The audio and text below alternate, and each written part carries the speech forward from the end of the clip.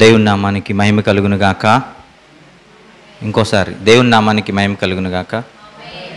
ఈరోజు సండే కదా, మధ్యాహ్నం నాన్ వెజ్ తినుంటాం. ఇంకొంచెం గట్టిగా దేవుని నామానికి ఆమేన్. ఒక వారం పాటు దేవుడు మనలందరిని కాచి కాపాడి బలపరిచి భద్రపరిచి ఆరోగ్యమిచ్చి ఆయుష్నిచ్చి ఆశీర్వాదాలు దయచేసి ఆయన బిడ్డలముగా తిరిగి మరలా ఆయన పాద సన్నిధికి మనలందరినీ చేర్చి ఆయన వాక్కులను మనం ధ్యానించుకోవడానికి, ఆయన నామాన్ని మనసారా మనం స్తుతించుకోవడానికి, ఆయన నామాన్ని మనం ఆరాధించుకోవడానికి దేవుడిచ్చినటువంటి ఈ గొప్ప సమయాన్ని బట్టి పరలోకమందున్న దేవాది దేవునికి ఆయన నామానికి కృతజ్ఞతాస్తుతులు చెల్లిస్తూ ఆయన నామాన్ని మహింపరుస్తున్నాను. దేవుని బిడ్డలైన మీ అందరికీ మన ప్రభువు ప్రియరక్షకుడైన క్రీస్తు యేసు నామములో శుభములు వందనాలు తెలియజేస్తున్నాను.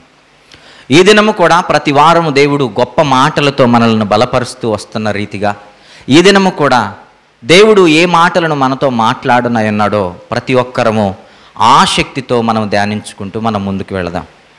వాక్యం దగ్గరికి రాగానే మనం ఎలా ఉండాలి అనంటే చాలా జాగ్రత్తగా ఉండాలి. వాక్యం అనగానే యేసుక్రీస్తు ప్రభు అని నేను చాలాసార్లు మీకు గుర్తు చేశాను. యోహాను సువార్త 1వ అధ్యాయంలో ఒక మంచి మాట ఉంటుంది. ఆ వాక్యమే శరీరధారి అయి కృపాసత్య సంపూర్ణుడైనటువంటి మన యేసయ్యలా మన మధ్యలో నివసించెను. వాక్యం అనగానే యేసుక్రీస్తు ప్రభు, యేసుక్రీస్తు ప్రభు అనగానే వాక్యము అన్న మాటను మీరు మర్చిపోకూడదు. కాబట్టి మన వాక్యం ముందుకు మనం రాగానే మనం దేవుని ముందుకు వచ్చామన్నటువంటి ఆలోచన కలిగి ఆసక్తి కలిగి మనం చాలా జాగ్రత్తగా వాక్యాన్ని వినాలి. చాలా జాగ్రత్తగా చాలా ఆసక్తితో వాక్యాన్ని వినాలి, వాక్యాన్ని ధ్యానించాలి, ప్రతి మాటను రాసుకోవాలి. ఆ బుక్కుల్లో మాత్రమే కాకుండా మన హృదయాల్లో ఆ మాటలను రాసుకునే వారిగా మనము ఉండాలి. అలాంటి సమయంలో దేవుడు ఏం చేస్తాడో తెలుసా? ఆ వాక్యాన్ని మన జీవితాలలో ఫలింపజేస్తాడు. ఆమేన్. ఆ వాక్యాన్ని మన జీవితాలలో మనం అన్వయించుకుంటూ మన జీవితాలను ఉన్నతమైన స్థితికి తీసుకుని వెళ్ళడానికి పరిశుద్ధాత్ముడు మన జీవితాలలో క్రియ చేస్తాడు.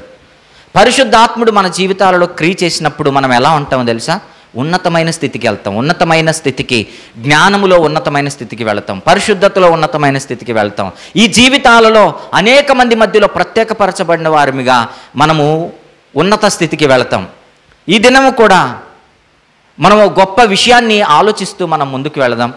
ఈ మధ్యకాలంలో ఎక్కడ చూసినా వరదలు ఎక్కువైపోయాయి. గమనించారా? ఈ మధ్యకాలంలో కాదు, ప్రతి సంవత్సరం వర్షాకాలం ప్రారంభం అవగానే వరదలు భయంకరంగా వస్తుంటాయి. అనేక ప్రాంతాలను ముంచేస్తుంటాయి. అనేక మంది చనిపోతుంటారు, అనేక మంది మృత్యువాత పడిపోతుంటారు. అనేక మందిని ఒక వరద వచ్చిందనుకోండి, ఒక ప్రకృతి వైపరీత్యం వచ్చిందనుకోండి, ఆ ప్రకృతి వైపరీత్యం వలన అనేక మంది ప్రాణాలను కోల్పోతుంటారు. అనేక మంది ఆస్తిని కోల్పోతుంటారు. చూసారా? ఈ మధ్యకాలంలో వైనాడులో భయంకరమైనటువంటి బీభత్సం సృష్టించింది ఒక వరద. ఎంత భయంకరమైనటువంటి బీభత్సం అంటే నాకు తెలిసి చరిత్రలో మనం ఇంతవరకు వినలేదు. నా జీవితంలో నేను ఇంతవరకు వినలేదు. అంత భయంకరమైన తీవ్ర నష్టాన్ని మిగిల్చేసింది వైనాడులో, కేరళలో వైనాడులో వచ్చినటువంటి వరద. రాత్రి సమయంలో అందరూ పడుకొని నిద్రపోతున్నప్పుడు ఊహించని రీతిలో వచ్చేసింది భయంకరమైన వరద. ఆ కొండల్లో నుండి వచ్చేటటువంటి ఒక భయంకరమైనటువంటి నది తెగిపోయి, ఒక కాలువ తెగిపోయి ఊరి మీద వచ్చేసి పడిపోయింది. ఉదయం లేచి చూసేసరికి ఊరే లేదు. అంత భయంకరమైన విషాదాన్ని మిగిల్చేసింది. ఉదయం లేచి చూసేసరికి ఇక్కడ ఇల్లు ఉండాలి కదా, ఇల్లు లేదు. ఇక్కడ స్కూల్ ఉండాలి కదా, స్కూల్ లేదు. ఇక్కడ ఓ 4 అంతస్తుల భవనం ఉండాలి కదా, భవనం లేదు. అనేక మంది చనిపోయారు. అక్కడక్కడ కొద్దిమంది మాత్రం ప్రాణాలతో మిగిలారు. అక్కడక్కడ కొద్దిమంది మాత్రం ఇదిగో ఆ శిథిలాల కింద పడిపోయి వాళ్ళను రక్షించే సమయంలో అనేకులు ప్రాణాలను కోల్పోయారు.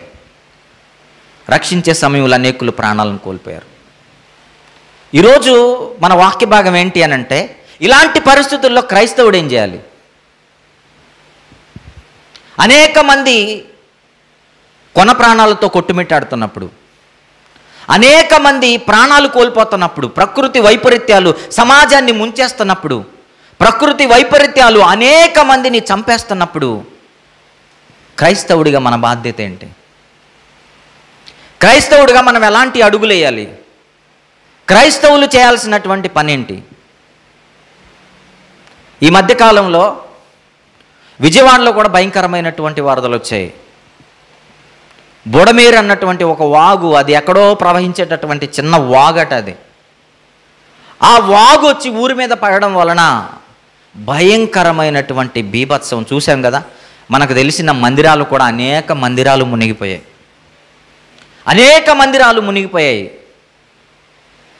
ఎంతమంది మృత్యువాతన పడ్డారో తెలీదు. విజయవాడ నుండి సుదూర ప్రాంతాలలోనికి ఉన్నటువంటి చిన్న చిన్న విలేజెస్ కూడా ఇల్లులు మునిగిపోయేంత నీళ్ళు వచ్చాయి. నాకు తెలిసిన కొంతమంది స్నేహితులు, నాకు తెలిసిన కొంతమంది సేవకులు వారికి కాల్ చేసినప్పుడు, వారి క్షేమ సమాచారాన్ని విచారిద్దామని కాల్ చేసినప్పుడు వారి బాధ హృదయాన్ని పిండేసింది. అసలు వారి బాధ నా హృదయాన్ని పిండేసింది. మీలో కొంతమందికి తెలుసు, కోటి గారు ఇంజనీర్ తెలుసు కదా, వాళ్ళ ఊరిలో వాళ్ళ ఇల్లు మునిగిపోయేంత వచ్చేసాయట నీళ్లు. మనందరం ప్రార్థన చేసాం. ఎంతవరకు వచ్చాయంటే వాళ్ళ ఇల్లు పైన సీలింగ్ మునిగిపోయేంత వరకు నీళ్ళు వచ్చేస్తే వాళ్ళ మిస్సెస్, వాళ్ళ సతీమణి గారు ప్రెగ్నెంట్. ఈవిడ ఒక్కడిని మాత్రమైనా కాపాడుకుంటుందాం. మనం ఉంటామో లేమో తెలీదు, మనం బ్రతుకుతామో మనం చనిపోతామో తెలీదు. ఈవిడ ఒక్కదాన్ని మాత్రం కాపాడుకుందామని ఒక బోటు తెప్పించి, ఆ నీళ్ళలో నుండి ఒక బోట్ వచ్చి ఆవిడ్ని మాత్రం ఆ బోట్లో ఎక్కించి పంపించేశారు. అందరు వెళ్ళలేదని మీరు అడగొచ్చు. అలాంటి వారిని కొద్ది మందిని ఆ బోట్లో సేవ్ చేసి పంపించారు. అందరు వెళ్ళడానికి అవకాశం ఉందా చెప్పండి?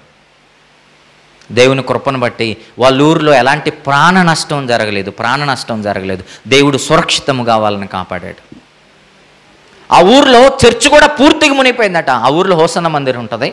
ఆ ఊరిలో చర్చ్ పూర్తిగా మునిగిపోయిందట. అక్కడ ఉన్నటువంటి సామాన్లు మొత్తం అన్నీ తడిసిపోయాయి, మొత్తం నాశనం అయిపోయి వాళ్ళు తీసుకోవడానికి ఒక్క వస్తువు కూడా తీసుకొని వాళ్ళు బయటికి రాలేదట. మీకు అర్థమవుతుందా? ఇలాంటి పరిస్థితుల్లో మనం ఏం చేయాలి? ఇలాంటి పరిస్థితుల్లో క్రైస్తవుని యొక్క బాధ్యత ఏంటి?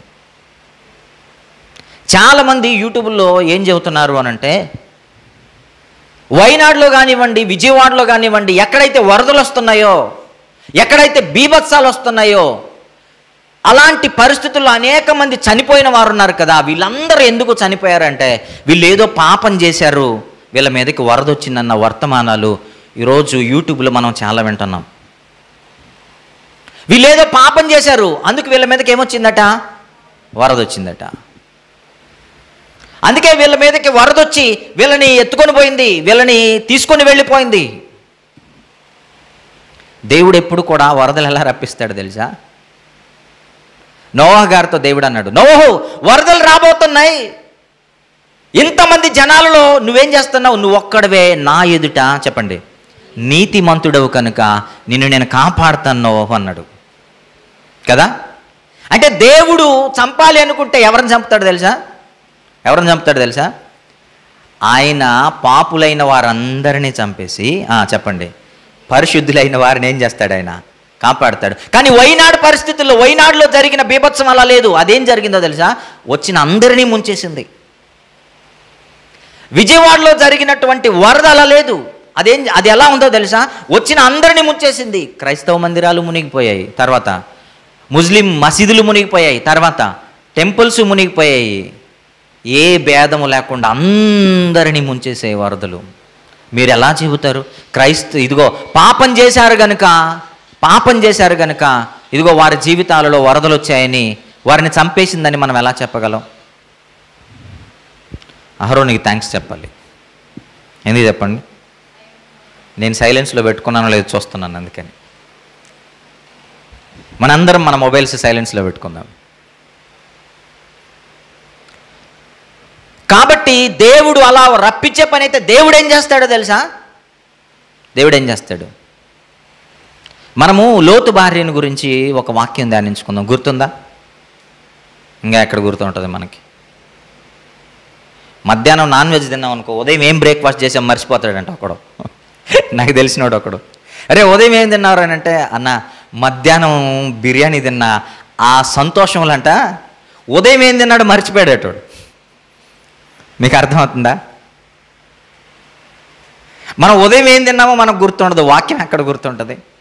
లోతును ఏం చేశాడంటే, లోతు నేను ఈ సొదొమ గొమొర్రా పట్టణాలను నేను కాల్చేయబోతున్నాను గంధకములతో, నువ్వేం చేస్తావో తెలుసా? నీ కుటుంబాన్ని తీసుకొని చెప్పండి ఆ పట్టణంలో నుండి బయటకు వచ్చేయి లోతు అని దేవుడు చెప్పి ఉండాలి. కానీ ఈ పరిస్థితుల్లో దేవుడు అలాగా చెప్పలేదు. ఆలోచిద్దాం. ఈ పరిస్థితుల్లో క్రైస్తవుడు ఇదిగో మీరేదో పాపం చేశారు, మీరేదో చేయరాని కార్యాలు చేశారు, అందుకే మీ మీదకి వరదలు వచ్చినాయని చెప్పడానికి వీలు లేదు.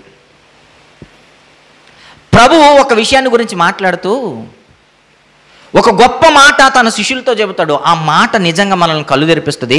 బైబిల్ గ్రంథంలోనికి వెళ్ళిపోయి మనం చూద్దాం. లూకాసు వార్త 13వ అధ్యాయము, లూకాసు వార్త 13వ అధ్యాయము మొదటి నుండి దయచేసి ఒకరు చదువుతూ రండి. దయచేసి అందరము మీ బైబిల్స్లో చూస్తూ చదువుతూ రండి. లూకాసు వార్త 13వ అధ్యాయము, 13వ అధ్యాయము, లూకాసు వార్త 13వ అధ్యాయము మొదటి నుండి పిలాతు గలిలయులైన కొందరి రక్తము వారి బలులతో కలిపి ఉండెను. ఆ కాలమున అక్కడనున్న కొందరు ఆ సంగతి యేసుతో చెప్పగా అన్నాడు. జాగ్రత్తగా ఆలోచిద్దాం. పిలాతు ఏం చేశాడంటే గలిలీలో కొంతమందిని చంపేశాడు, హతము చేశాడు. గలిలీలో కొంతమందిని పిలాతు ఏం చేశాడంటే చంపి అక్కడ బలివ్వడానికి వస్తారు. చూసారా, దేవుని ఆలయంలో ఏమి ఇవ్వడానికి వస్తారు ప్రజలంతా? బలివ్వడానికి వస్తే వాళ్ళ రక్తముతో పాటు కలిసి పిలాతు చంపిన వాళ్ళ రక్తము పారిందట. మీకు అర్థమవుతుందా? పిలాతు ఏం చేశాడో తెలుసా? పిలాతు అనేకులైన గలిలీయులను ఒకే రోజు నరికేశాడు, చంపేశాడు. చంపేస్తే వాళ్ళ రక్తము బలి ఇచ్చినటువంటి జంతువుల రక్తముతో ఏకమై పారిందట. అక్కడున్నవారు అనేకులు ఏమనుకుంటున్నారో తెలుసా? వీళ్ళేదో భయంకరమైన పాపం చేశారు, అందుకే వీళ్ళకి ఏం పడిందో తెలుసా? శిరచ్ఛేదనం పడింది, అందుకే వీళ్ళ రక్తం ఏరులై పారుతుందని అనేకులు మాట్లాడుకుంటున్నారు. అక్కడ తన శిష్యులు కూడా అలాంటి ఆలోచన కలిగి ఉన్నారని ప్రభు ఏం చెప్పాడో తెలుసా? ఇదిగో వీళ్ళలో ఉన్నటువంటి ఈ భయంకరమైన స్థితిని తీసేయాలని ప్రభువు వాళ్ళందరికీ ఆ రోజు ఒక గొప్ప గుణపాఠం చెప్పాడు ప్రభువు. చూడండి ఏం చెబుతున్నాడో. 2వ వచనం, ఆయన వారితో ఇట్లా, నేను ఈ గలిలీయులు అట్టి హింసలు పొందినందున వారు గలిలయులందరికంటే పాపులని మీరు తలంచుచున్నారా? మీరు అనుకుంటున్నారా వీళ్ళు అలాంటి హింస పొందినందున, వీళ్ళు ఇలాంటి మరణము పొందినందున వీళ్ళు అందరికంటే పాపులని మీరు అనుకుంటున్నారా? మనం ఏమనుకుంటున్నాం? విజయవాడలో లేదో పాపం చేశారు కాబట్టి వీళ్ళ మీదకి వరదలు వచ్చాయనుకుంటున్నాం. కానీ వాళ్ళు పాపం చేశారు, వాళ్ళ మీదకి వరదలు వచ్చాయి. మనం ఏం చేశాం? మనం పరిశుద్ధులమే? చెప్పండి. ఏ భేదము లేదు, అందరూ పాపం చేసి దేవుడు అనుగ్రహించు మహిమను పొందలేకపోతున్నాం అన్నప్పుడు ఆ వరద మనపై కూడా రావాలి కదా. వచ్చిందా? మనము ఎందుకు మాట్లాడతామో తెలిసేలాగా, వరద మన మీదకి రాలేదు కాబట్టి మాట్లాడతాం. వరద మన మీదకి వచ్చిందనుకోండి, మనం మాట్లాడతాం. చెప్పండి. ఒక తమ్ముడు నా దగ్గరకు వచ్చి ఏమన్నాడంటే, అన్నా మనం యేసుక్రీస్తు ప్రభు వారిని మనం ఆరాధించకూడదన్నా, మనం ఆయన్ని స్తుతించకూడదన్నా. మనం ఎవరిని స్తుతించాలో తెలుసా? తండ్రిని స్తుతించాలన్నా అన్నాడు. నేను సీరియస్గా ఒక మాట అన్నాడు. తమ్ముడు, ఆయన్ని ఎదురు లేడు కాబట్టి ఆ మాట అంటున్నావు. ఆయన ఎదురుగా కనుకొస్తే చేతులెత్తి దండం పెట్టి గడగడగడ వణికిపడు. ఆయన ఎదురుగా లేడు కాబట్టి నువ్వు ఆయన స్తుతించకూడదు, ఆయనను ఆరాధించకూడదు, బోల్డ్ అని చెబుతున్నావు నీ నోటికి వచ్చినట్టు. ఆయన ఎదురుగా వచ్చాడు అనుకో, నీ పరిస్థితి ఏంటి చెప్పు? అనగలం అలాంటి మాటలు. వరద మన మీదకి రాలేదు కాబట్టి మనం ఎన్నో మాట్లాడతాం కదా. ప్రభు అంటున్నాడు, గలిలీయులు వారందరికంటే, అక్కడున్న వారందరికంటే పాపులని మీరు అనుకుంటున్నారా? చనిపోయిన వారు మీ అందరికంటే పాపులని మీరు అనుకుంటున్నారా? ప్రభు ఎందుకు ఈ మాట చెప్పాడు తెలుసా? వాళ్ళ హృదయాలలో వాళ్ళు అనుకుంటున్నారు, వీళ్ళు ఏదో చేయరాని పాపాలు చేశారు, వీళ్ళు ఏదో చేయరాని తప్పులు చేశారు, అందుకే వీళ్ళకి ఏమొచ్చింది? భయంకరమైన మరణం వచ్చింది. వీళ్ళ రక్తం ఇదిగో బలులిచ్చిన ఆ రక్తముతో పాటు కలిసి పారుతుందంటే వీళ్ళేదో చేయరాని పాపాలు, చేయరాని తప్పులు చేశారని వాళ్ళు కన్ఫెస్ చేశారు. ఆ రోజు వాళ్ళ హృదయాల్లో వాళ్ళు అనుకున్నారు. అందుకే ప్రభు అంటున్నాడు, ఏమన్నాడు తర్వాత మాటలో, కారని మీతో చెప్పుచున్నాను. చూసారా ఏమన్నాడు ప్రభు? ఆ మాట అంటలే, అందరూ చదవండి ఒకసారి. ఏమన్నాడు ప్రభువు? కారని మీతో చెప్పుచున్నాను. ప్రభు ఎంత ఖండితంగా చెప్పాడో చూసారా? వాళ్ళకొచ్చిన మరణము వాళ్ళు పాపులైనందుకు రాలేదు. వాళ్ళు పాపులు కాదు, వాళ్ళు పాపులు కాదని మీతో చెప్పుచున్నాను. పాపులు కాదని మీతో చెప్పుచున్నాను. ప్రభు ఏం చేశాడో తెలుసా? ఒకసారి ప్రభు దగ్గరికి ఒక యవనస్తుడు వచ్చి ఏమన్నాడంటే, ప్రభువా, మా నాన్న సంపాదించిన ఆస్తిలో మా అన్న నాకు ఇవ్వట్లేదు ప్రభువా, మా అన్న నాకు ఆస్తిలో వాటా ఇవ్వట్లేదు, నువ్వు వచ్చి ఏం చేయాలి అని అంటే, నువ్వు రచ్చబండ దగ్గర వచ్చి కూర్చొని కుర్చీ వేసుకొని మా ఇద్దరికి ఆస్తి పంచించాలి, న్యాయం తీర్చాలి అన్నారు ప్రభు దగ్గరకు వచ్చి. అప్పుడు ప్రభు ఏమన్నాడు తెలుసా? ఏమన్నాడు చెప్పండి? ఓయి, నీ పైన నన్ను తీర్పరిగా నుంచిన వాడు ఎవడు? చూడండి ఒక్కసారి ఆ మాట ఎక్కడ ఉంటుందంటే బైబిల్ గ్రంథంలో లూకా సువార్త 12వ అధ్యాయము 13, 14 వచనాలు దయచేసి అందరం కలిసి చదువుతూ రండి. దయచేసి అందరూ కలిసి చదువుతూ వద్దాం. చూడండి పెద్దగా బోధకుడా,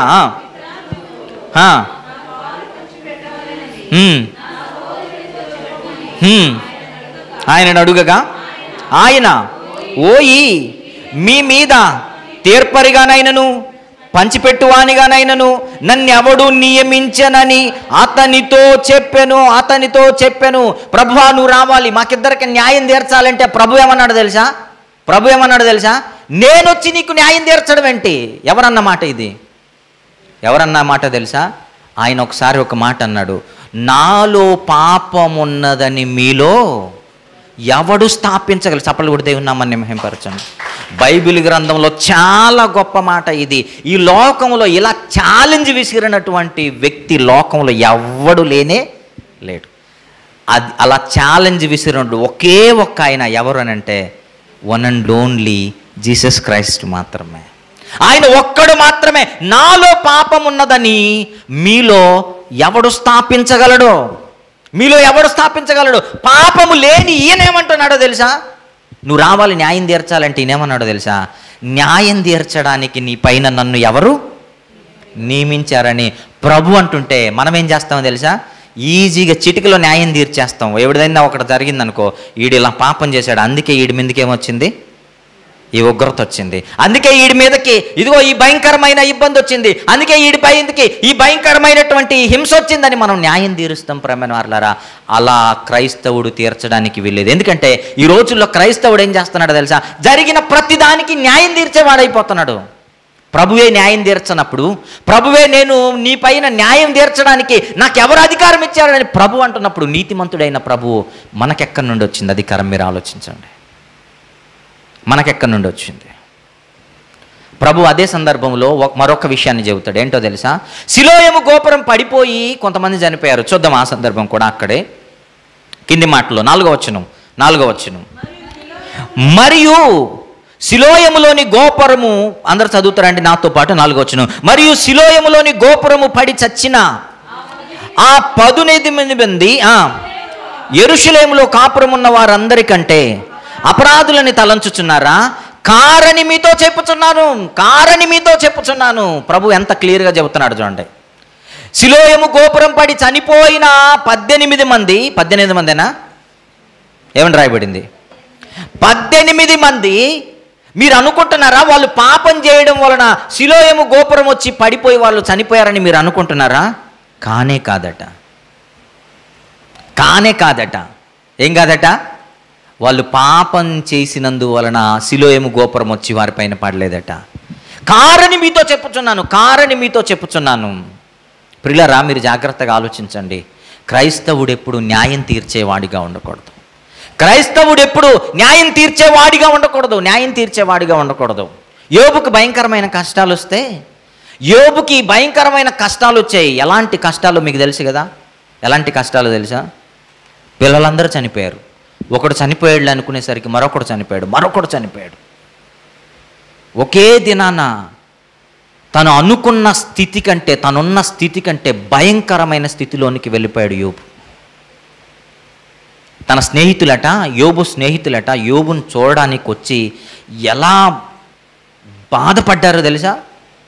యోబును చూడడానికి వచ్చి బట్టలు చింపేసుకున్నారట. యోబు యొక్క స్నేహితులు బట్టలు చింపేసుకొని, అయ్యో యోబు, నా ప్రాణ స్నేహితుడా, నువ్వేనా ఇలాంటి పరిస్థితుల్లో ఉన్నావని తన స్నేహితులు అంగలార్చారట. కన్నీరు మున్నీరు అయిపోయారట. యోబు గ్రంథం 2వ అధ్యాయము యోబు గ్రంథం 2వ అధ్యాయము 11వ వచనం చూడండి. యోబు గ్రంథం 2వ అధ్యాయము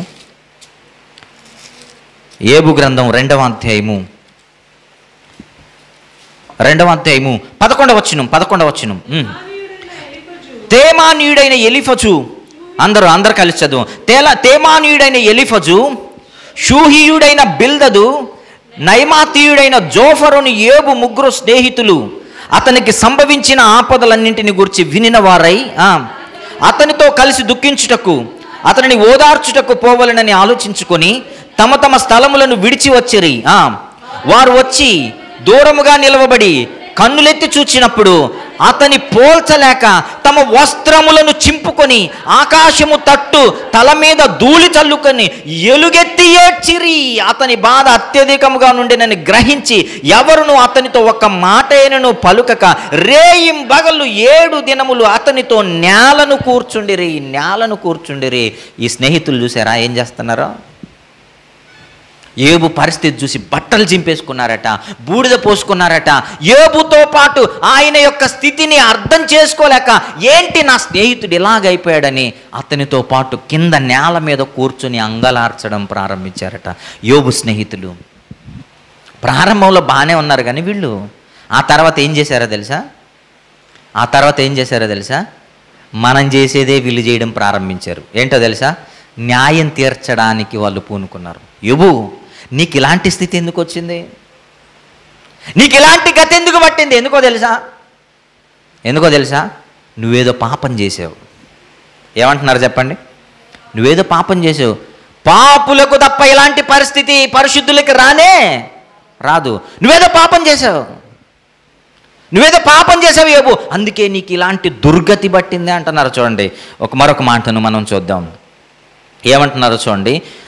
4వ అధ్యాయము 7వ వచనం చూడండి. 4వ అధ్యాయము 7వ వచనం. 4వ అధ్యాయం. నిరపరాధి అయిన ఒకడు ఎప్పుడైనా నశించనా?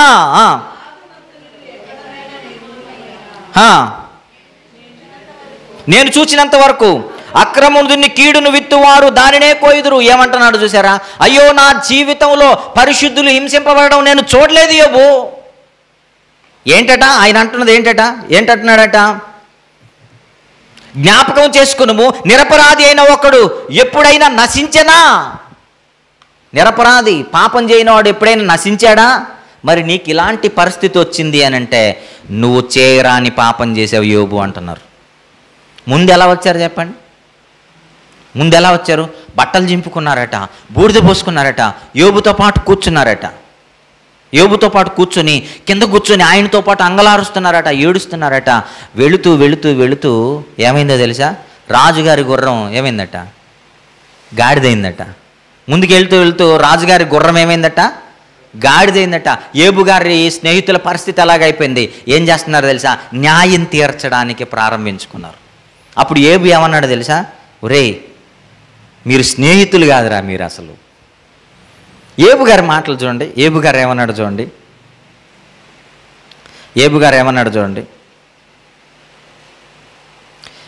16వ అధ్యాయం 2వ వచనం చూడండి. యోబు గ్రంథం 16వ అధ్యాయం 2వ వచనం. 16వ అధ్యాయం 2వ వచనం. అందరం కలిసి ఇట్టి మాటలు, యోబు గ్రంథం 16వ అధ్యాయం 2వ వచనం. ఇట్టి మాటలు అనేకములు నేను విని ఉన్నాను.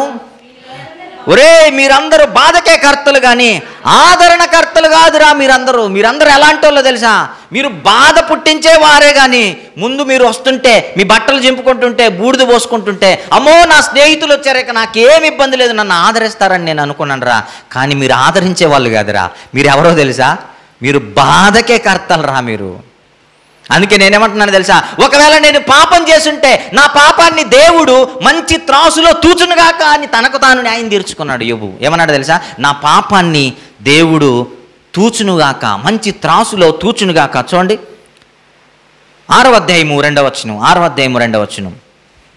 6వ అధ్యాయము 2వ వచనం. నా దుఃఖము చక్కగా తూచబడును గాక, దాని సరిచూచుటకై నాకు వచ్చిన ఆపద త్రాసులో పెట్టబడును గాక, త్రాసులో పెట్టబడును గాక. అరే నేను చేసిన పాపాన్ని దేవుడు నన్ను తోస్తాడు, నన్ను ఆయన తోంచాలి అంటున్నాడు. యోబు ఎంత నీతిమంతుడో చూడండి. యోబు ఎంత నీతిమంతుడో చూడండి. యోబుకి కష్టాలు వచ్చింది నీతిని బట్టి, యోబుకి కష్టాలు వచ్చింది పరిశుద్ధతను బట్టి కదా. కానీ స్నేహితులు ఏమంటున్నారు చెప్పండి? స్నేహితులు ఏమంటున్నారు? మరొక స్నేహితుడు వచ్చాడు, వాడు ఏమంటున్నాడు చూడండి. ఇదిగో వచ్చిన మరొక స్నేహితుడు ఏమంటున్నాడు చూడండి. 18వ అధ్యాయము 5-6 వచనాలు. 18వ అధ్యాయము 5-6 వచనాలు. యోబు గ్రంథం 18వ అధ్యాయము 5-6 వచనాలు. భక్తిహీనుల దీపము ఆర్పివేయబడును, వారి అగ్నిజ్వాలలు ప్రకాశింపకపోవును, వారి గుడారములలో అంధకారమగును, వారి యొద్దనున్న దీపము ఆరిపోవును. అమ్మో ఎంత పెద్ద జడ్జిమెంట్ ఇచ్చాడు చూడండి మరొక స్నేహితుడు. రే దీపం ఆరిపోయేది ఎవరిళ్ళలో తెలుసా? భక్తిహీనుల ఇళ్లలో. నీ ఇంట్లో దీపం ఆరిపోతుంది ఏంట్రా అంటున్నాడు ఒక స్నేహితుడు. మీకు అర్థమవుతుందా? నీ ఇంట్లో దీపం ఆరిపోతుంది ఏంటి? భక్తిహీనుల ఇంట్లో దీపం ఆరిపోద్ది. నీ ఇంట్లో దీపం ఆరిపోతుందంటే నువ్వు భక్తిపరుడు కాదు అని స్టేట్మెంట్ ఇచ్చేసాడు. నువ్వు పరిశుద్ధుడు కాదు, నువ్వు దేవుని బిడ్డవు కాదని స్టేట్మెంట్ ఇచ్చేసాడట. చూడండి మరొక మాట చూడండి. ఇంకా 18వ అధ్యాయం 21వ వచనం. 18వ అధ్యాయము 21వ వచనం. నిశ్చయముగా ఆ మాట, నిశ్చయముగా భక్తిహీనుల నివాసము ఇట్టి గతి పట్టును, దేవుని ఎరుగని వారి స్థలము ఇట్టిది. ఒరే మేము నీతో ఉన్నాము కానీ ఇది దేవుని ఇల్లని మాకు అనిపించట్లేదురా. ఒక మాటతో చెప్పి ఊరుకుంటే సరిపోలేదు ఈ స్నేహితులు. ఏమండి సరిపోలేదా? ఒక్కడా? ఎంతమంది వచ్చారట? 3. బాధల్లో ఉన్నప్పుడు ఒక్కడ మాట్లాడితేనే తట్టుకోలేము, మనం కొరికేయాలనిపిస్తుంది కదా. బాధల్లో ఉన్నప్పుడు 3 మాట్లాడితే, 3 ఆదరించడానికి వచ్చిన వాళ్ళు, ప్రాణ స్నేహితులైన వారు ఇలాంటి మాటలు మాట్లాడితే మన మనసు ఎలా ఉంటుంది చెప్పండి? అప్పుడు యోబు అన్నాడట. యోబు ఏమన్నాడు చూడండి మళ్ళా 19వ అధ్యాయము 2వ వచనం నుండి. రే ఎన్నాళ్ళు మీరు నన్ను బాధింతురు, ఎన్ని రోజులు రేక దేవుడిచ్చిన ఈ కష్టాన్ని ఆయన నేను భరించగలను కానీ మీరేందిరా నాయన మీరు ఇలా నన్ను బాధ పెడుతున్నారు, ఇంకెన్ని రోజులు బాధ పెడతారా నన్ను? అసలే యోబు పరిస్థితి ఎలా ఉందో తెలుసా? దేవుడు ఆజ్ఞ ఇస్తే అపవాది వచ్చి మొత్తినందున ఒళ్ళంతా ఏం పడ్డాయట? కురుపులు పడితే ఆ కురుపులని కుక్కలు వచ్చి నాకుతున్నాయట. ఏమొచ్చి నాకుతున్నాయట? కుక్కలు వచ్చి నాకుతుంటే ఇది ఎంత బాధ మీరు చెప్పండి. స్నేహితులు ఏం చేయాలి? స్నేహితులు ఏం చేయాలో తెలుసా? ఆ గాయాలను కట్టాలి. స్నేహితుడు ఏం చేయాలో తెలుసా? ఆ పుండ్లుకి ఏదైనా మందు రాయాలి, వాడిని ఆదరించాలి. అలా లేదట. చివరికి యోబు ఎలా మాట్లాడుతూ వచ్చాడంటే, దేవుడిచ్చిన ఈ కష్టాన్నైనా భరించగలను కానీ మీరు పెట్టే హింసను తట్టుకోలేండ్రో అంటున్నాడు. ఇంక ఎన్నాళ్ళు నన్ను బాధింతురు మీరు అంటున్నాడు చూడండి. ఇంకా ఎన్నాళ్ళు అంటే వీళ్ళు ఎలా బాధిస్తున్నారో తెలుసా? లిమిటెడ్ కాదు వీళ్ళు పెట్టే బాధ, అన్లిమిటెడ్గా దూషించడం ప్రారంభించారు. అన్లిమిటెడ్గా యోబుని న్యాయం తీర్చడం ప్రారంభించుకున్నారు. జడ్జిమెంట్ ఇచ్చేస్తున్నారు. ఏమన్నాడు చూడండి ఇంకా, ఎన్నాళ్ళు మాటల చేత నన్ను నలగగొట్టుదురు. దేని చేత నలగొడుతున్నారట వీళ్ళు? మాటల చేత నలగొట్టుదురు. మాటల చేత సుత్తితో అయినా నలగొట్టిన నేను పడగలను కానీ మాటలతో నలగొడితే నేను పడలేను. అందులోనూ యోబు నీతిమంతుడు. యోబు ఎవరు? నీతిమంతుడు. యోబు పరిశుద్ధుడు. యోబు దేవుడు మెచ్చిన స్వభావము కలిగిన వాడు. మీరు అనుకునే యోబు కాదు, మీరు చూసే యోబు కాదు నేను చెప్పేది బైబిల్లో ఉండే యోబు గురించి. అర్థమవుతుందా మీకు? ఆయన నీతిమంతుడు, ఆయన పరిశుద్ధుడు, ఆయన ఉన్నతమైన వాడు యోబును బట్టి దేవుడు హర్షించదగిన ప్రొఫైల్ కలిగిన వాడు యోబు. ఇలాంటి యోబును స్నేహితులే ఏలెత్తి చూపిస్తుంటే, స్నేహితులే తన క్యారెక్టర్ని విమర్శిస్తుంటే, నువ్వు పాపివి, నువ్వు మంచోడు కాదు, నువ్వు భక్తిహీనుడివి, ఇదిగో అందుకే నీ దీపం ఆరిపోతుంది అంటుంటే యోబు ఏమంటున్నాడు తెలుసా? నా యొక్క నీతిని దేవుడు సరి అయిన త్రాసులో తూచునుగాక. ఎంత యథార్థవంతుడో చూడండి. యోబు ఏమన్నాడు తెలుసా? మీ మాటలతో నన్ను నలగొడుతున్నారేంట్రా? కష్టాల్లో ఉన్న వాళ్ళని మరలా మనం ఏం చేస్తాం తెలుసా? మాటల్లో మరలా పెట్టి మాటలో నలగొడతాం. క్రైస్తవుడు అలా ఉండడానికి వీల్లేదు. అది దేవుడు చెప్తున్నది. శిష్యులు ఆలోచించుకుంటుంటే ఏమన్నాడు తెలుసా? వాళ్ళు పాపులని మీరు తలంచుచున్నారా? సిలోయము గోపురం పడి చనిపోయిన వాళ్ళు పాపులని మీరు అనుకుంటున్నారా? మీ ఆలోచనలు రాంగ్. మీరు అలా ఆలోచించడానికి వీల్లేదు. మీ ఆలోచనలు రాంగ్. వాళ్ళు అలాంటి వారు కాదు అన్నాడు. పిలాతు చంపిన గలిలీల రక్తము ఇదిగో అక్కడ బలివ్వబడినటువంటి రక్తముతో కలిసి పారుతుంటే వాళ్ళు పాపులని మీరు జడ్జిమెంట్ ఇస్తున్నారా? కారని మీతో చెప్పుచున్నాను. ప్రభువే ఒక యవనస్తుడికి న్యాయం తీర్చడానికి ఆయన ఏం చేయలేదు? సిద్ధపడలేదు. వ్యభిచారమందు పట్టబడిన ఒక స్త్రీని తీసుకుని వచ్చారట ప్రభు యొద్దకి. వాళ్ళు ఏమంటున్నారు తెలుసా? అయ్యా, ఈ స్త్రీ వ్యభిచారమందు పట్టబడింది. మోషే ధర్మశాస్త్రం ప్రకారం ఈవిడ్ని మనం ఏం చేయాలి? రాళ్లతో కొట్టి చంపాలి. రాళ్ళు తీసుకొని వచ్చామని చేతుల్లో రాళ్ళు పట్టుకున్నారు. ప్రభు ఏమన్నాడు తెలుసా? మీరు అన్నది కరెక్టే. మీరు రాళ్లతో కొట్టి చంపేయాలి. మీరు న్యాయం తీరుస్తున్నారు కదా. మీలో ఎవరు మొట్టమొదట న్యాయం తీరుస్తారు ఆవిడికంటే? మీలో పాపం చేయని వాడు మొట్టమొదట ఆమె పైన రాయండి. ఎంత గొప్ప జడ్జిమెంట్ కదా. చప్పట్లు కూడా దేవుని నామమున. మీలో పాపం చేయని వాడు మొట్టమొదట రాయండి అని అంటే అప్పుడు వాళ్ళని వాళ్ళు పరిశీలించుకుంటున్నారట. అయ్యో, నా బ్రతుకు కూడా పాపమే కదా, నా జీవితం కూడా పాడైపోయిందే కదా, నా జీవితంలో కూడా ఎన్నో పాపాలు ఉన్నాయి కదా అని అప్పుడు వాళ్ళని వాళ్ళు పరిశీలించుకొని ఒక్కడు కూడా ఆమె పైన రాయేయలేదట. ప్రభువే అంత గొప్ప జడ్జిమెంట్ ఇస్తున్నప్పుడు ఏమండి మీరు చెప్పండి, ప్రభు రాయేయచ్చు కదా? ప్రభు నీతిమంతుడు కదా, ప్రభు ఏం చేయొచ్చు? ప్రభు రాయేయచ్చు కదా. కానీ ప్రభు కూడా అక్కడ ఏం చేయలేదో తెలుసా? జడ్జిమెంట్ ఇవ్వలేదు. అది చప్పట్లు కొడదాం దేవుని నామానికి. ప్రభు జడ్జిమెంట్ ఇవ్వలేదు. ఎందుకు జడ్జిమెంట్ ఇవ్వలేదంటే రేపటి దినాన ఆయనను మనము చూసి మనము జడ్జిమెంట్ ఇచ్చే వారిగా మనము ఉండకూడదన్న ఉద్దేశంతో ప్రభు ఏం చేశాడు తెలుసా? జడ్జిమెంట్ ఇవ్వలేదు. ప్రేమైన వారులారా, ఆయన జడ్జిమెంట్ ఇవ్వలేదు. క్రైస్తవులుగా ఈరోజు మనం ఏం చేస్తున్నాం? జడ్జిమెంట్ ఇచ్చే వారిగా కాదు, మనం ఏం చేసే వారిగా ఉండాలో తెలుసా? క్రైస్తవుడు అలాంటి పరిస్థితుల్లో వాళ్ళకి ఆదరణగా నిలిచేవాడిగా ఉండాలి. క్రైస్తవుడు వాళ్ళతో పాటు వాళ్ళ బాధను పంచుకునేవాడిగా ఉండాలి. క్రైస్తవుడు వాళ్ళతో పాటు ఇదిగో వాళ్ళను ఆదరించే పనిలో, వాళ్ళని గురించి ప్రార్థించే పనిలో, ఇదిగో చేతనైతే సహాయం చేసే పనిలో ఎవరుండాలి? క్రైస్తవుడు ఉండాలి. క్రైస్తవుడు. కానీ ఈరోజు క్రైస్తవుడు మాటలకే పరిమితం. మాటలు చెప్పమంటే క్రైస్తవులు చెప్పిన క్రైస్తవుల కంటే ఎవడు మాటలు ఎక్కువ చెప్పలేడు. ఎందుకు చెప్పండి?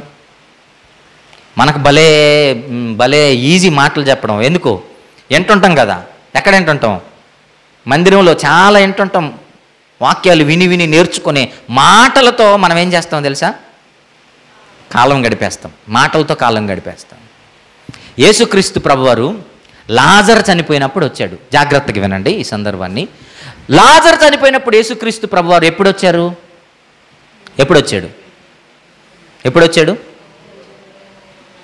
ఎప్పుడు? 3 దినములైన తర్వాత వచ్చాడు. మీరు చెప్పండి, చనిపోయిన తర్వాత 3 దినములు అయిపోయిన తర్వాత ఎవరైనా వచ్చారనుకోండి, అప్పటికి ఏమైపోయి ఉంటుంది? చిన్న దినం కూడా అయిపోయి ఉంటుంది. భూస్థాపన ఎక్కడది? పాలు పోసే కార్యక్రమం కూడా అయిపించేస్తాం మన పక్కన అయితే కదా. ప్రభు వచ్చాడట. ప్రభు వచ్చి ఆ విలపిస్తున్నటువంటి మార్తా మరియలతో కూర్చొని ప్రభు ఏం చేశాడో మీకు తెలుసా? ప్రభుకు ఒక విషయం తెలుసు. ఇంకా కొద్దిసేపట్లో లాజరుని తిరిగి లేపబోతున్నానన్న విషయం ఎవరికి తెలుసు? ప్రభుకు తెలుసు. లాజరు ఇంకా కొద్దిసేపట్లో సమాధిని చీల్చుకొని బయటికి రాబోతున్నాడన్న విషయం ఎవరికి తెలుసు? ప్రభువుకు తెలుసు. సజీవుడై లాజరు తిరిగి లేవబోతున్నాడని ప్రభువుకు తెలుసు. తెలుసా తెలియదా? ఆయనకు తెలుసు. కానీ ఆయన ఏం చేశాడో తెలుసా? మార్తా మరియతో కలిసి ఆయన కూడా ఏం చేశాడట? దుఃఖించాడట, ఏడ్చాడట. ఎందుకు చెప్పండి? దుఃఖంలో ఉన్న వారితో పాటు మనం కూడా కలిసి వారి దుఃఖాన్ని పంచుకోవాలి. దుఃఖంలో ఉన్న వారితో పాటు మనం కలిసి ఏం చేయాలో తెలుసా? మనం పాలు పంపులు పొందాలి. వాళ్ళకు ఉన్నటువంటి ఆ శ్రమను, ఆ భయంకరమైనటువంటి ఆ రోదనను తీర్చే పనిలో క్రైస్తవుడిగా మనం ఉండాలి. నీకు ఎలాంటి విభేదాలైనా ఉండొచ్చు, నీకు ఎలాంటి మనస్పర్ధలైనా ఉండొచ్చు, కానీ ఇలాంటి పరిస్థితుల్లో నువ్వు గనక ఒక వ్యక్తితో నిలబడలేకపోతే, కష్టంలో ఉన్నప్పుడు, ఇబ్బందులు ఉన్నప్పుడు, హృదయావేదనలో ఉన్నప్పుడు నిలబడకపోతే, నేను చెబుతున్నాను జాగ్రత్తగా వినండి, మీ జీవితంలో క్రైస్తవుడు అన్న పేరు మీకు తగనే తగదు. క్రైస్తవుడు అని చెప్పుకోవడానికి మనకు నోరే లేదు అసలు. ఆ పేరును సంపాదించుకోవడానికి మనం అర్హులము కానే కాదు. అందుకే ప్రభు అన్నాడు, వారు పాపులని మీరు తలంచుతున్నారా? వారు పాపులు కారు. క్రైస్తవుడు ఏం చేయాలో తెలుసా?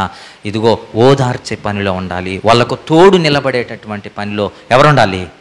క్రైస్తవుడిగా మనం ఉండాలి. విజయవాడ వరదల్లో నేను చూశాను, నాకు తెలిసిన వాళ్ళే బోలెడంత మంది మొట్టమొదటిగా సహాయ చర్యలు చేపట్టింది ఎవరో తెలుసా? ప్రభుత్వానికంటే ముందు అక్కడ దిగిపోయి సహాయక చర్యలు చేపట్టింది ఎవరో తెలుసా? క్రైస్తవ పిల్లలు. వాళ్ళందరికీ ఒకసారి చప్పట్లు కొట్టి వాళ్ళందరికీ అభినందనలు తెలియజేద్దాం. బోలెడంత మంది సినిమా సెలబ్రిటీలు రాలేదు, రాజకీయ నాయకులు రాలేదు. మొట్టమొదటిగా ఇదిగో ఆహార పదార్థాలు తీసుకొని, పాలు తీసుకొని, బట్టలు తీసుకొని, వంట పాత్రలు తీసుకొని, ఇదిగో దుస్తులు తీసుకొని, దుప్పట్లు తీసుకొని మొట్టమొదటిగా వారిని పరామర్శించడానికి, వారిని చూడడానికి వెళ్ళింది ఎవరో తెలుసా? క్రైస్తవులు. క్రీస్తు యొక్క ప్రేమ విజయవాడ వరదల్లో పరిమళించింది. అలాగే వైనాడులో కూడా నాకు తెలిసిన కొంతమంది సహోదరులు బెంగళూరు నుండి ప్రయాణమై అనేకమైన వస్తువులు తీసుకుని వైనాడుకి వెళ్ళారు, కేరళ వైనాడుకి, వాళ్ళని ఆదరించి రావాలి అని. ఈ ప్రేమ ఎవరికి కలుగుతుందో తెలుసా? కేవలం క్రైస్తవుడికి మాత్రమే కలుగుతుంది. ఎందుకు అనంటే, క్రీస్తులోని ప్రేమ, ఆయన రక్తము చేత మనలను విమోచించినందున, ఆయన రక్తము ఈరోజు మనలో ఉన్నందున మనం ఏం చేస్తున్నాం? ఆయన ప్రేమ మనలో ప్రవహించాలి. ఏం చేయాలి? ఆయన ప్రేమ మనలో ప్రవహించాలి. ఆయన ప్రేమ అనేక మందికి మనం వెదజల్లు వారిగా ఉండాలి. అనేక మంది, బోలెడంతమంది సేవకులు స్టీఫెన్ పాల్ గారి ఫౌండేషన్ నుంచి అనేక మంది పిల్లలు వచ్చారు. కల్వరి టెంపుల్ నుండి అనేక మంది వచ్చి గొప్ప గొప్ప సహాయాలు అక్కడ చేశారు. ఎనోష్ బ్రదర్ గారు, అలాగే ఇంకా చీరాల నోవన్న గారు, ఆయనైతే చీరాల నుండి ట్రాక్టర్ వేసుకొని రోజు వెళ్ళడం. ఆయన నోవన్న గారు డాక్టరు. ఆయన ఏం చేశాడో తెలుసా? చీరాల నుండి ట్రాక్టర్లో అనేకమైన వస్తువులు వేసుకొని, ఆ ట్రాక్టర్లోనే ఆయన కూడా కూర్చొని వెళ్ళిపోయి విజయవాడకు సుమారు 100 కిలోమీటర్లు ప్రయాణించి చీరాల నుండి ఆ వస్తువులన్నీ ఆ భయంకరమైన వరదల్లో వాళ్ళకు పంచి పెట్టి వచ్చారు. అనేక మంది సేవకులు, దైవజనులు విజయప్రసాద్ రెడ్డి గారు, ఆయన ఎన్నో బట్టలు, వంట పాత్రలు, దుస్తులు ఎన్నో తీసుకొచ్చి వాళ్ళని ఆదుకున్నారు. ఇలాంటి పరిస్థితుల్లో కెమెరాల ముందు కూర్చొని వాగుతారా చాలామంది మతోన్మాదులు, చూసారా? ఒక్కడు ఆదరించడానికి రాలేదు. తెలుసా మీకు? ఒక్కడు ఆదరించడానికి రాలేదు. మరలా ఏం చేస్తాం చెప్పండి? క్రైస్తవుల మీద బురద జల్లేటటువంటి పని ఈరోజు సమాజంలో జరుగుతుంది. క్రైస్తవుడు ఆదరించాడు. సెలబ్రిటీలు ఏం చేశారో తెలుసా? వచ్చి డైరెక్ట్గా వరద బాధితులకి ఇవ్వలేదు. వాళ్ళు ఏం చేశారో తెలుసా? ప్రభుత్వానికి ఇచ్చారట. ఏమిచ్చారట? ఫండ్స్ ప్రభుత్వానికి ఇచ్చారట. ప్రభుత్వం మీరు వెళ్ళిపోయి ఎవరిని ఆదుకోండి? విజయవాడ బాధితులను ఆదుకోండి. కానీ క్రైస్తవుడు అలా లేడు. క్రైస్తవుడు డైరెక్ట్గా వెళ్ళిపోయి, భయంకరమైన పాములు ఉన్నాయి, నడుముల్లోతు నీళ్లున్నాయి. అలాంటి పరిస్థితుల్లో క్రైస్తవుడు అనేక మందిని ఆదరించాడు. క్రీస్తు యొక్క ప్రేమను పంచాడు. క్రీస్తు అంటే ఏంటో ఆ రోజు సమాజానికి చూపించారు. నమ్ముతారో నమ్మరో, ఈ రోజుటికి క్రైస్తవులు ప్రతి దినం వెళ్ళిపోయి అనేకులను ఆదరిస్తూనే ఉన్నారు. ఈ రోజుటికి విజయవాడకు వెళ్ళిపోయి, ఈ రోజుటికి వైనాడుకి వెళ్ళిపోయి, మణిపూరు, మిజోరాము ఆ రాష్ట్రాలలో అప్పుడు భయంకరమైన వధ జరిగినప్పుడు, భయంకరమైనటువంటి పరిస్థితి జరిగినప్పుడు అక్కడికి వెళ్ళింది ఎవరో తెలుసా? అక్కడ కూడా క్రైస్తవులే. అక్కడికి వెళ్ళింది, ఇక్కడ నుండి ప్రాణాలకు తెగించి కొంతమంది వెళ్ళిపోయారు క్రైస్తవులు. అక్కడికి వెళ్ళిపోయి వాళ్ళకి కావాల్సిన అనేకం ఇచ్చి వాళ్ళని ఆదుకున్నారు. అడుగడుగున ఆదుకొనుటలో ఎవరు కనపడుతున్నాడు? క్రైస్తవుడే కనపడుతున్నాడు. మన దేశంలో ఉన్న కుష్ఠరోగులను బాగు చేయడానికి ఎక్కడి నుండో వచ్చేసింది, వేరే దేశాన్ని దాటి ఈ దేశానికి వచ్చింది. మన దేశస్తులు పట్టించుకోకపోతే వదిలేస్తే ఒక ఆవిడ వచ్చేసింది. ఆవిడ ఎవరో తెలుసా? Mother Teresa. ఆవిడ అనేకుల కుష్ఠరోగులను ఆమె హత్తుకున్నది, ఆమె చేతులతో ఆమె పట్టుకున్నది, ఆమె చేతులతో ఆమె సేవ చేసింది. అమ్మా నీకింత మంచి మనసు ఎక్కడి నుండి వచ్చిందంటే ఆమె ఏం చెప్పిందో తెలుసా? క్రీస్తు ప్రేమను నాకు నేర్పాడు, ఆయన ఇచ్చిన ప్రేమను నేనేం చేస్తున్నానో తెలుసా? మీ కొరకు పంచుతున్నానని చెప్పింది. సపలు కూడా దేవుని నామమున. ఇలా క్రైస్తవుడు నిలబడాలి. న్యాయం తీర్చేవాడిగా క్రైస్తవుడు ఉండడానికి వీలు లేనే లేదు. న్యాయం తీర్చడానికి ఇదిగో దేవుడు ఉన్నాడు. అందుకే ఏమన్నాడో తెలుసా? మీరు న్యాయం తీర్చకుడి. ఒకవేళ మీరు న్యాయం తీరిస్తే మీరేం చేయబడతారో తెలుసా? మత్తయి సువార్త తీర్పు తీర్చకుడి 7వ అధ్యాయము మత్తయి సువార్త 7వ అధ్యాయము మొదటి 2 వచనాలు. అందరూ మత్తయి సువార్త 7వ అధ్యాయము. అప్పుడు మిమ్మును గూర్చి తీర్పు తీర్చబడదు, మీరు తీర్పు తీర్చు చొప్పుననే మిమ్మును గూర్చి తీర్పు తీర్చబడును. Don't judge others. If you judge others you will bring under the judgment. దేవుడు ఎంత గొప్ప మాట మాట్లాడుతున్నారు. మీరు జడ్జిమెంట్ ఇచ్చారనుకోండి, మీరు జడ్జిమెంట్లోకి తేబడతారు. మీరు జడ్జిమెంట్ కనుక ఇవ్వకపోతే మీరు దేంట్లోకి తేబడరో తెలుసా? మీరు తీర్పులోనికి మీరు తేబడరు. ఎందుకు ఈ మాట అన్నాడు చెప్పండి? ఎందుకో తెలుసా? మనిషి ఈజీగా తీర్పు తీర్చేవాడైపోతాడు. తీర్పు తీర్చేవాడైపోతున్నాడు. కానీ వరదలు ఎందుకు వచ్చాయో తెలుసా? కొన్నిసార్లు ప్రకృతి వైపరీత్యాలు జరుగుతాయి. ఈ వరదల్లో చిక్కుకొని పోయిన వాళ్ళంతా చాలామంది చిక్కుకొని పోయారు. ఈ వరదల్లో దేవుడు నేర్పిన గుణపాఠం ఏంటో మీకు తెలుసా? మేము ధనవంతులమి, మాకు ఏ డోకా లేదనుకున్న వాళ్ళని దేవుడు ఎక్కడ నిలబెట్టాడో తెలుసా? ఏ డోకా లేదనుకున్న వాళ్ళని, నాయనా ఏమన్నా ఉంటే తెచ్చి అనరా, మేము ఇక్కడ బ్రతికితే చాలు. వాళ్ళ కార్లు, వాళ్ళ బంగ్లాలు వెళ్ళిపోయాయి. తడి బట్టలతో నిలబడ్డారు. బ్రతికితే చాలు అనుకుంటున్నారు, ప్రాణాలు కాపాడుకుంటే చాలు. దేవుడు ఏమనిశాడో తెలుసా? దీని ద్వారా ఏమనిశాడు? అప్పటి వరకు కులము అని కొట్టుకొని చచ్చిన వాళ్ళు, రే నేను ఇక్కడున్నా, నువ్వు ఏ కులమైనా పర్వాలేదు రా, నన్ను ఎక్కించుకొని పో. మీకు అర్థమవుతుందా? దేవుడు దీని ద్వారా ఏమి నేర్పాడో తెలుసా? కులము నీ జీవితంలో పనికిరాదురా, చాటి మనిషిని నువ్వు ప్రేమించాలని నీతిని నేర్పాడు. దేవుడు ఏదో ఒకటి నేర్పడానికే ఆయన ఉగ్రత తీసుకొని వస్తాడు, కానీ మనము న్యాయం తీర్చడానికి కాదు. బెంగళూరు పట్టణంలో కొన్ని ప్రాంతాల్లో ఎలా ఉంటుందంటే, కొన్ని క్యాస్ట్ల పేర్లు రాసి ఈ క్యాస్ట్ వాళ్ళకి మేము ఇల్లు ఇవ్వమని రాసుంటారు. మీకు తెలుసా? ఈ క్యాస్ట్ వాళ్ళకి మేము ఇల్లు ఇవ్వము, ఈ క్యాస్ట్ వాళ్ళు వచ్చి మమ్మల్ని అడగండి అని రాసుంటారు డైరెక్ట్గా. మరి కొన్ని ప్రాంతాల్లో ఏమని రాస్తారో తెలుసా? నాన్ వెజ్ తినే వాళ్ళకి మేము ఇల్లు ఇవ్వము, అడగండి బయట రాస్తారు. టులెట్ బోర్డు పెట్టి ఏమని చెప్తారో తెలుసా? Non vegetarians are not allowed అని పెడతారు వాళ్ళు. మీకు అర్థమవుతుందా? ఇప్పుడు వరద వచ్చిందనుకోండి, మునిగిపోయాడు అనుకోండి, మాంసం తినేవాడు ఒకడు పడవేసుకొని వచ్చాడు. జాగ్రత్తగా వినండి. మాంసం తినేవాడు ఒకడు పడవేసుకొని వచ్చాడు. ఈవిడేం చేయాలి చెప్పండి? ఇప్పుడు ఈడేమంటాడు తెలుసా? నేను మాంసం తినేవాడిని కనుక నువ్వు నా బోట్లో ఎక్కడానికి వీలు లేదు. అప్పుడు ఆవిడేమంటుందో తెలుసా? నాయనా నీకు దండం పెడతా, నా ప్రాణాలు కాపాడుకుంటే చాలరా, కులమేందిరా, నాన్ వెజ్ ఏందిరా అంటే ఇప్పుడు ఏమొచ్చింది? బుద్ధి వచ్చింది. ఏమొచ్చింది చెప్పండి? బుద్ధి వచ్చింది. ధనం చూసి విర్రవీగిన వాళ్ళకి ఇప్పుడు ఏమొచ్చింది? బుద్ధి వచ్చింది. దేవుడు ఒక గుణపాఠాన్ని నేర్పిస్తాడు. అందుకే మన దగ్గర ఉన్నదాన్ని బట్టి మనం అతిశయపడొద్దు. ఒకరు బాధల్లో ఉన్నప్పుడు, ఒకరు కష్టంలో ఉన్నప్పుడు మనం న్యాయం తీర్చొద్దు. న్యాయం తీర్చి మనం న్యాయము తీర్చే ఆ స్థితిలోనికి మనము వెళ్ళొద్దు. దేవుడు రేపు మనల్ని కూడా న్యాయ తీర్పులోనికి ఆయన పిలుస్తాడు.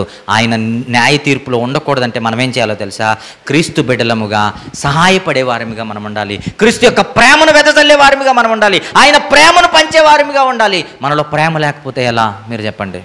మనలో ప్రేమ లేకపోతే ఎలా? క్రైస్తవులన్న ఆ పేరుకి మనము మచ్చ తెచ్చే వారిగా మనము ఉండడానికి వీల్లేదు. ఉండడానికి వీల్లేదు. అందుకే ఒక దగ్గర నేను మెసేజ్ చెబితే ఏమన్నాను తెలుసా? ఒకవేళ నువ్వు క్రీస్తు లక్షణాలను పోలి లేకపోతే బయటికి వస్తే నువ్వు క్రైస్తవుడని తెలియకుండడమే మేలు కదా. అయిపోయిన తర్వాత ఒక తమ్ముడు చెప్పాడు, అన్న ఈరోజు వాక్యం ద్వారా నా హృదయము వేదనకు గురైపోయిందన్న. ఇంతకాలం నేను క్రైస్తవుడిని తెలుసు కానీ నా జీవితం ద్వారా యేసుక్రీస్తుకి మచ్చ తెచ్చానన్న ఒక మాటను ఒక సహోదరుని ద్వారా నేను జాగ్రత్త. మనం ఎప్పుడు క్రీస్తుకు మచ్చ తెచ్చేవారిగా మనం ఉండడానికి వీల్లేదు. మనం జడ్జిమెంట్ ఇచ్చేవారిగా మనం ఉండడానికి వీల్లేదు. మనం ఎలా ఉండాలంటే సహాయం చేసేవారిగా మనం ఉండాలి, ప్రేమను పంచేవారిగా మనం ఉండాలి, ప్రేమను పంచేవారమిగా మనం ఉండాలి. ప్రేమను వారలారా, కాబట్టి దేవుడు వాక్యం ఈరోజు మనల్ని హెచ్చరిస్తుంది. మన జీవితాలను బట్టి మనల్ని మనం ఒకసారి పరిశీలించుకుందాం, మనల్ని మనం ఒకసారి న్యాయం తీర్చుకుందాం. యోబు అన్నాడు, నా క్రియలను బట్టి దేవుడు నన్ను మంచి త్రాసులో తూచునుగాక. ఆయన ఆ త్రాసులో తూచునుగాక. నీ క్రియలు ఎలా ఉన్నాయి ఈరోజు నిన్ను నువ్వు పరిశీలించుకో. నీ జీవితం ఎలా ఉందో నిన్ను నువ్వు ఈరోజు పరిశీలించుకో. ఇతరులకు న్యాయం తీర్చే స్థితి ఈరోజు మనకొద్దు. తలలోంచుదామా? ప్రభు యొక్క పాద సన్నిధిలో మనలను మనము ఒకసారి పరిశీలించుకుందామా? ప్రభు యొక్క పాద సన్నిధిలో మనలను మనము, తండ్రి నేను ఎప్పుడు ఇతరులకు తండ్రి ఇదిగో న్యాయము తీర్చువాడనుగా నేను ఉండక నాయనా, నా జీవితంలో నాకు నేను న్యాయం తీర్చుకునివాడనుగా ఉండుటకు నీ కృప దయచేయి తండ్రి అని మనము ప్రార్థన చేద్దామా? ఒకసారి మీ క్రియలను, మీ జీవితాన్ని మిమ్మల్ని మీరు ఒక్కసారి పరిశీలించుకోండి. మిమ్మల్ని మీరు ఒక్కసారి మీ జీవితంలో పరిశీలించుకోండి.